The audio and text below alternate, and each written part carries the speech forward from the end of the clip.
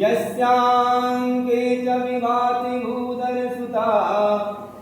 देवापदामस्तके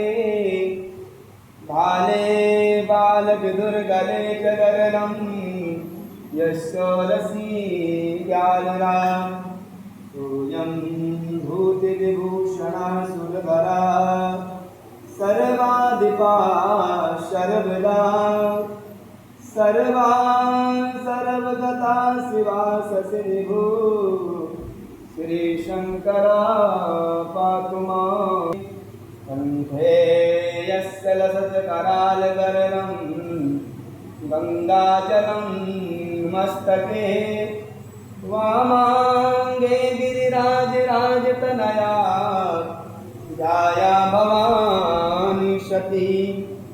नन्दीस्कन्दगणादिराजसहिता श्रीविश्वनाथ प्रभो काशी मंदिर संस्थितो किल गुरु ध्यायात् सदा मंगलम कुर्यात् सदा मंगलम करकरं कृतं वा कायजं करमजं वा सर्वणनयनजं वा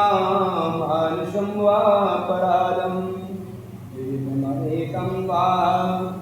सर्वमेतच्छमस्व जय जय करुणाब्धे श्रीमादेवी।